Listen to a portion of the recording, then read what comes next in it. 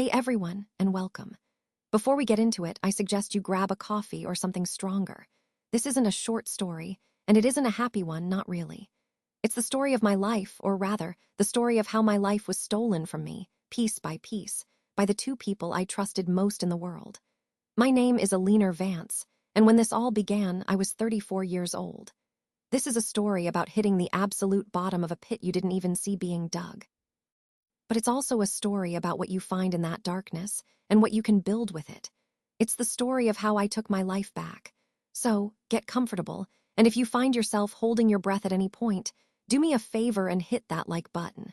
And if you stick around to the end, consider subscribing. You won't want to miss what comes next. The light from my apartment on the 35th floor was a beacon of my own making. It overlooked Millennium Park, the silver curve of the bean reflecting a distorted, fisheye version of the Chicago skyline I was helping to build. Each morning, I would stand at the floor-to-ceiling window with my coffee, watching the city wake, feeling a profound connection to its steel and glass skeleton. I wasn't just living in Chicago, I was breathing life into it. My life was a meticulously constructed project, much like the ones I managed. The foundation was a childhood spent with T-squares and graph paper. The framework was a degree from MIT, and the finishing was my position as a senior project manager at Sterling Development, one of the most prestigious firms in the country. I was driven, yes, but my colleagues would say I was kind, a collaborator who believed a rising tide lifted all boats. Alina Vance was at the top of my game. My current project, my life's work, was the River North Gateway. It was more than a building. It was an urban ecosystem. A $2 billion, multi-use marvel of sustainable architecture and community integration that I had conceived 5 years ago as a scribble on a napkin during a layover at O'Hare. It was my baby, and I had nurtured it from a fragile concept into a behemoth that was about to break ground. Sharing in this creation were the two most important people in my world. David Chen, my colleague, was the charismatic yin to my methodical yang. He was brilliant with investors, a maestro in the boardroom, his charm smoothing the path for my more complex technical visions. I trusted him implicitly, believing our partnership was the engine driving the gateway forward. We often worked late, fueled by takeout and a shared dream. I remember telling him one night, surrounded by blueprints and empty coffee cups, that together we were unstoppable. He had looked at me with that winning smile and said that he knew it, that this was just the beginning for us. And then there was Jessica Riley. Jess was more than a best friend. She was a sister, the keeper of all my secrets since our freshman year of college. We had navigated life's heartbreaks and triumphs together. When I was drowning in schematics and zoning regulations, it was Jessica who would show up at my door with a bottle of wine and a reminder to breathe. She was an art consultant, and I had given her a small but significant role in the Gateway project, curating the public art installations. I loved that we could weave our careers together. Jessica knew every password to my life, both digital and emotional. I had once joked that if I ever disappeared, Jessica could literally become me. She had laughed, a sound that I used to think was like wind chimes, and told me not to be so dramatic, that she had my back always. The call came on a Tuesday. The final presentation to the board was that Friday, the one that would officially greenlight the first phase of construction and release the initial round of funding. I assumed the summons to Mr. Sterling's office was for a pre-meeting pep talk. I walked down the plushly carpeted hallway on the 60th floor, my mind already on the presentation, reviewing structural load calculations. David was supposed to meet me there. When I entered, the mood was glacial. Mr. Sterling, a man who usually greeted me with a warm, paternal smile, sat behind his mahogany desk with the expression of a disappointed executioner. The company's lawyer was beside him. David was nowhere to be seen. Mr. Sterling slid a thick folder across the desk. He told me, his voice devoid of any warmth, that the board had reviewed my performance on the Gateway project. He said the words gross negligence and performance issues. The phrases hung in the air, thick and suffocating like poison gas. I was confused. I tried to speak, to ask what he meant, but my throat had closed up. I opened the folder. Inside were project timelines I'd never seen, attributing key milestones and innovations to David. My name was attached to missed deadlines and budget miscalculations that were entirely fabricated. There were memos, supposedly from me, that were full of errors, making me look incompetent. It was my work, twisted and perverted into a grotesque parody. It was a phantom history of my last 5 years, meticulously crafted to erase me. I looked up at Mr. Sterling, my heart hammering against my ribs. I told him this was wrong, that it was a mistake, that David and I had built this together. Mr. Sterling informed me coldly that David had brought these issues to their attention weeks ago. Reluctantly, he had said. David had apparently been covering for my mistakes for months, trying to save the project from my incompetence. He had presented the board with a corrected, perfected plan. His plan. I was being terminated, effective immediately. Security would escort me to my desk to collect my personal belongings. The shock was a physical blow, knocking the air from my lungs. I stumbled out of his office in a daze. The elevator ride down felt like a descent into hell. My first instinct was to call Jessica. She would know what to do. She would rage with me, she would help me fight this. I dialed her number, my hands shaking so badly I could barely press the screen. Straight to voicemail. I tried again. Voicemail. A cold dread, far worse than the professional humiliation, began to seep into my bones. Back at my cubicle, my belongings were already in a cardboard box. As the 2 security guards watched me with bored indifference, my work phone buzzed. It was a news alert from a major Chicago business journal. The headline read, David Chen, Sterling's new visionary, helms multi-billion-dollar River North Gateway. And there, under the headline, was a photo of him, smiling, confident. Standing next to him, her hand possessively on his arm, was Jessica. The article named her as the lead creative partner, praising her integral role in shaping the project's aesthetic from its inception. The world didn't just crack, it shattered. The betrayal was absolute, a 2-pronged dagger that pierced me through the heart, wielded by the 2 people I had handed it to. The pain was unlike anything I had ever known. It wasn't just a job I had lost. It was my creation, my reputation, my future. It was my best friend. It was my trust in the world. The days that followed blurred into a gray agony. I couldn't eat. I couldn't sleep. I just sat in my beautiful apartment overlooking the park, the monument to my success, now a tortured chamber of memories. Every corner held a ghost. There was the spot where David and I had toasted with champagne when we secured the initial seed funding. There was the couch where Jessica and I had spent countless nights talking about our futures. My future. She had listened to all my dreams for the gateway, all my fears and all my triumphs, all while planning to steal them. The dual deception was a sophisticated poison. David could have never pulled it off alone. He didn't know the intimate details, the late-night anxieties, the specific password to the cloud server where I kept my earliest, most personal concept notes. Only Jessica knew that. She had been the architect of my ruin, and David, the smiling executioner. The financial collapse was swift and brutal. Without a job or references, Sterling made sure to blackball me throughout the industry. My income vanished. The mortgage on my condo was a crushing weight.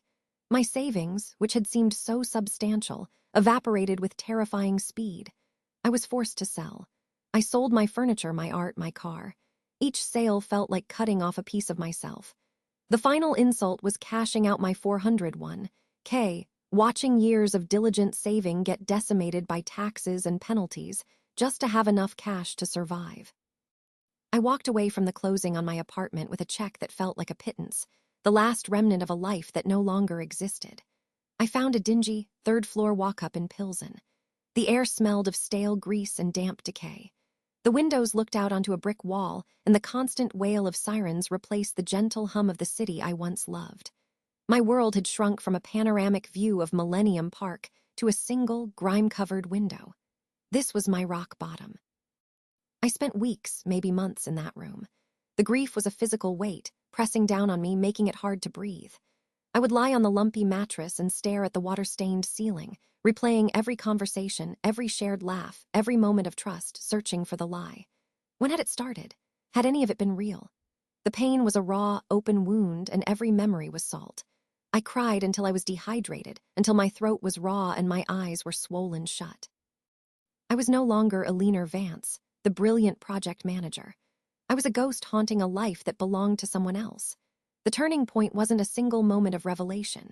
It was a slow, chemical reaction. It began one night as I was scrolling aimlessly on a cheap, second-hand laptop, my one concession to the outside world. I saw an article from a glossy society magazine. It was a feature on Chicago's new power couple, David Chen and Jessica Riley. There they were, clinking champagne glasses at some charity gala. David looked sleek and triumphant in a custom tuxedo. Jessica was radiant in a designer gown, and around her neck was a delicate sapphire necklace my breath caught. I had pointed that exact necklace out to her in a shop window on Michigan Avenue 6 months before the betrayal. I had told her how beautiful it was. She had agreed, but lamented that it cost more than her rent. Now she was wearing it. She was wearing my life. Something in me shifted. The grief, the hot, messy, debilitating grief, began to cool. It didn't disappear. It condensed. It crystallized into something else, something cold and hard and sharp. The tears stopped. The endless loop of why they did this to me changed to a new, singular thought. They will pay for what they did. The project manager in my soul, the part of me that lived for logistics, for timelines, for finding weaknesses in a system and exploiting them for maximum efficiency, woke from its grief-induced coma. I had built a $2 billion skyscraper from a napkin sketch. Demolishing 2 lives should be, I reasoned with chilling clarity, a much simpler construction. I was no longer a victim. I was a project manager, and my new project was revenge. I started by erasing the last vestiges of the old me. I became a ghost. I took my remaining money, a few $1,000s, and invested it in my new education. I cut my long, blonde hair short and dyed it a mousy brown. I bought non-prescription glasses with thick, dark frames. My wardrobe of tailored suits and silk blouses was replaced with thrift store jeans and anonymous hoodies. I took a cash-paying job as a dishwasher in a restaurant in Greektown, and later as a night cleaner in an office building downtown. The work was grueling and mindless, which was perfect. It left my mind free to plan. My evenings were spent at the Harold Washington Library, and my nights were spent on my laptop in my tiny apartment. I became a scholar of destruction. I took online courses in digital forensics, network security, and social engineering. I learned how to spoof IP addresses, how to write simple phishing code, how to clone a cell phone signal. I learned that people's entire lives, their secrets and their vulnerabilities, were carelessly strewn across the digital world, just waiting for someone with enough patience to piece them together. I began my surveillance. It was an obsession. I created a dozen fake social media profiles, becoming a silent observer in their new, glittering world. Jessica was the easiest. Her deep-seated insecurity, which I now saw with blinding clarity, manifested as a desperate need to flaunt her success. She posted everything: the new penthouse she and David had bought on the Gold Coast, the expensive dinners at Alinea, the designer bags, the lavish vacations. Each post was a breadcrumb, a data point. I learned the layout of their building from her background shots. I learned their favorite restaurants, their social circle, the names of their new, wealthy friends. David was more cautious online, but his weakness was different. It was pride, a deep-seated arrogance and a hidden addiction. By monitoring network traffic from public Wi-Fi hotspots I knew he frequented near his office, I eventually found it. He was a gambler. Not a casual poker player, but a serious one with accounts on several high-stakes, offshore online gambling sites. He was losing, not catastrophically at first, but consistently. It was a vulnerability, a hairline fracture in the foundation of his perfect new life. I had my targets and I had my tools. Phase 1 was complete. I was a ghost, and I was ready to start haunting. My first move had to be subtle, a pinprick, not a sledgehammer. It had to be professional, an attack on David's competence, the very thing he had used to destroy me. I knew the River North Gateway's plans better than my own reflection. I knew every weld, every bolt, every line of code in its smart systems. I also knew about the obscure City of Chicago Building Code Addendum 17B, Section 4, regarding subterranean ventilation standards for mixed-use structures exceeding 50 stories. It was a new, complex regulation that was easily overlooked in the early stages. I drafted an anonymous, formal-sounding email from a burner account, posing as a disgruntled subcontractor. I sent it to the personal inbox of Arthur Schmidt, the most notoriously inflexible and power-tripping inspector at the Chicago Department of Buildings. 2 weeks later, a small article appeared on a local news site.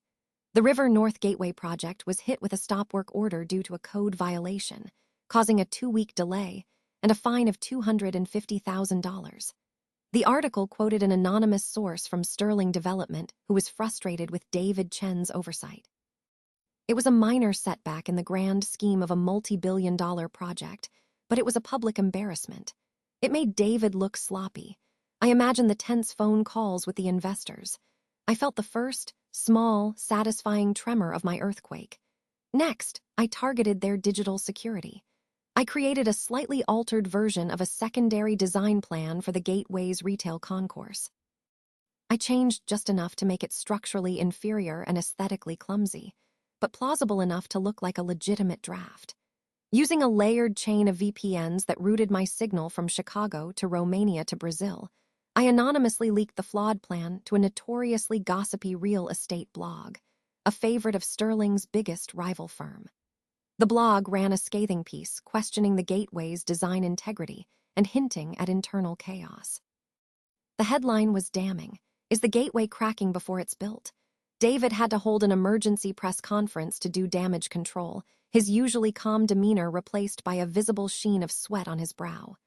The pinpricks were working. He was bleeding, and the sharks were beginning to circle. With David's professional pride sufficiently wounded, it was time to drive a wedge between the two of them. Their betrayal was a joint venture. Their downfall would be one too. I focused on Jessica's Achilles heel, her desperate need for validation. I created a new online persona, a sophisticated older gentleman named Henry Dubois, a wealthy European art collector with an impeccable and completely fabricated lineage. I built Henry's profile meticulously over weeks, backpopulating it with photos of art fairs in Basel, yacht trips in Monaco, and thoughtful commentary on obscure artists. Then, Henry began to follow Jessica on Instagram. He started by liking a few of her posts, then left a thoughtful comment on a photo of a sculpture she'd chosen for the Gateway's lobby. He commented that her eye for marrying modern form with public space was truly visionary. Jessica, starved for a praise that was solely her own, took the bait immediately. They moved to direct messages. I, as Henry, became her confidant. I told her she had a rare talent, that it was clear she was the true creative force behind the project. I fed her ego, and she devoured it. She began to complain about David, how he was a brilliant salesman but lacked her depth of vision. She confessed that all the best ideas, the core concepts, were really hers. I saved every word. While I was building Jessica up, I was tearing David down. Using a simple burner phone, I began sending him anonymous texts. They were short, cryptic, and designed to ignite his paranoia. A text might say that I heard his partner was telling people the Gateway was her brainchild. Another might ask if it was true he was just the money guy. I knew from my surveillance that David had a fragile ego beneath his charismatic exterior. He needed to be seen as the genius, the sole visionary.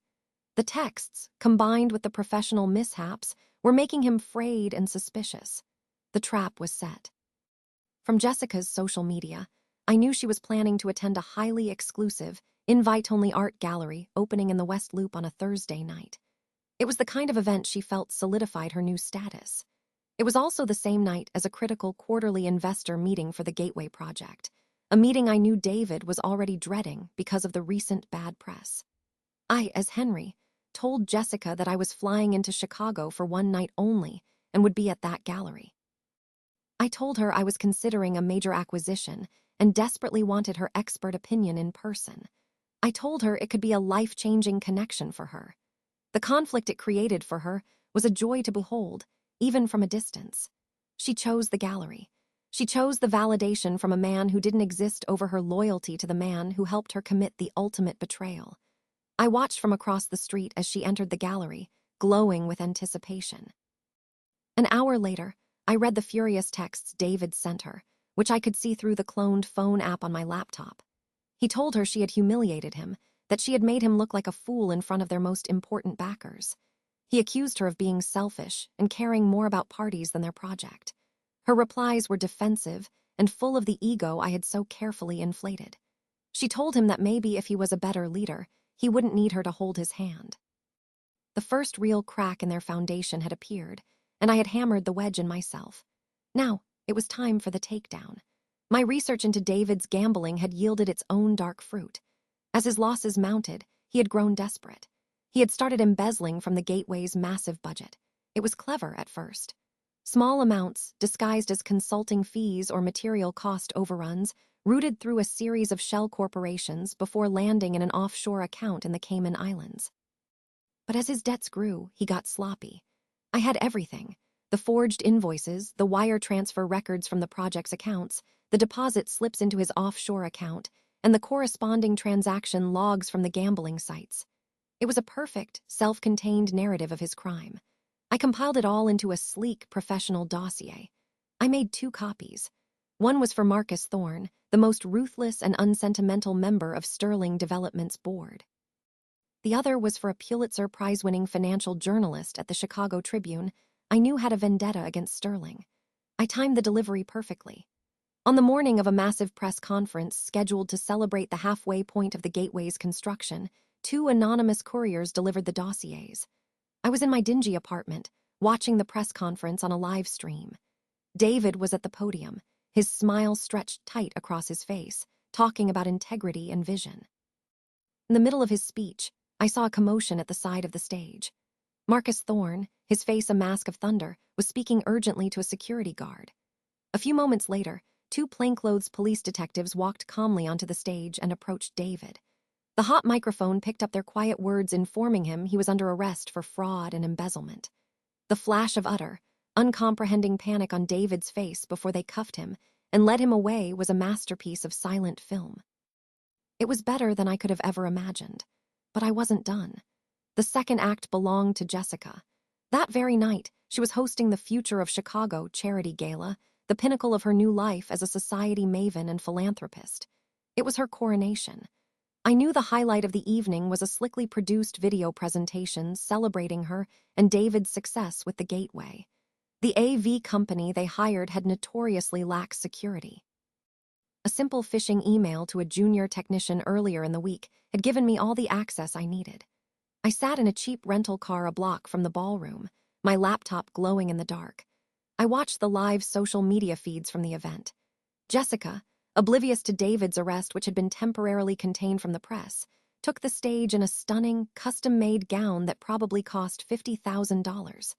She began her speech, her voice smooth and confident. Then, as the celebratory video began to play behind her, I initiated my final attack. The screen flickered.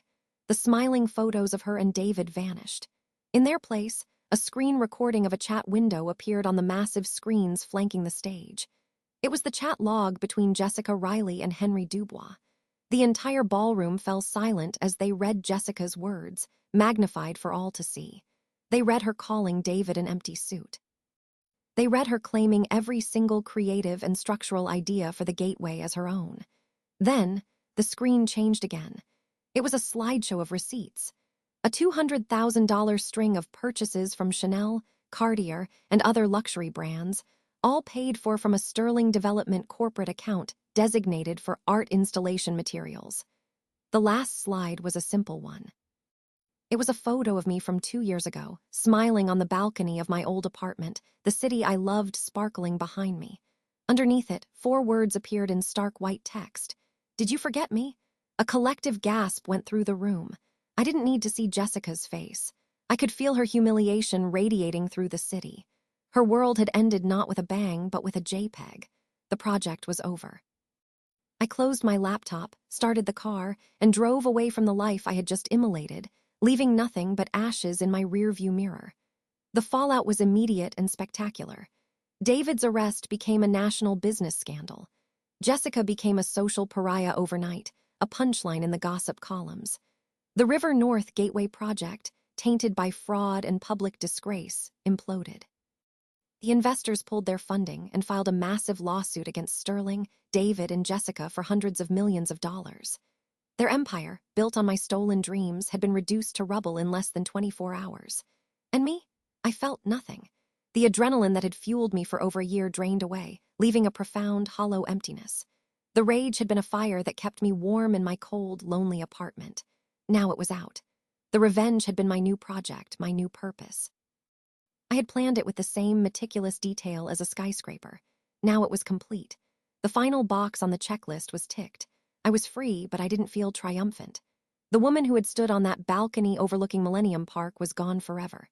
The ghost who had orchestrated this beautiful destruction was a stranger to me, too.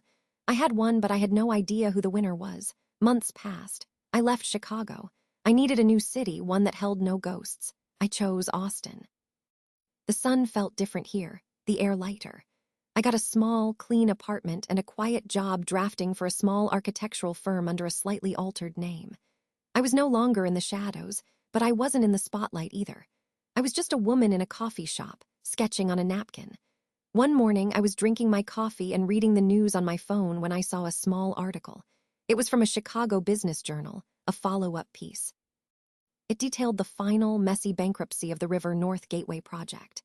The half-finished foundation was being torn down, the land sold for a fraction of its value. It was officially dead. I stared at the words for a long time. There was no joy, no surge of victory. There was just a quiet, deep sense of closure, a period at the end of a very long, very dark sentence. The scales were balanced. I put my phone down and looked at the napkin in front of me. Without thinking, I had been sketching. It wasn't a skyscraper. It was a small community library with large windows and a green roof. It was simple and it was clean. It was something new. A small smile, the first genuine one in years, touched my lips. I had my life back, but it was a different life, one I had built myself from the ground up, out of the ashes of the old one. And for the first time, I felt ready to build something for myself again. So that's my story. The whole messy, complicated truth of it. What do you think? Was it justice? Or was it just destruction? Let me know your thoughts in the comments below. And if you made it this far, thank you for listening. Don't forget to subscribe because my story might be over, but I'm just getting started on writing the next chapter.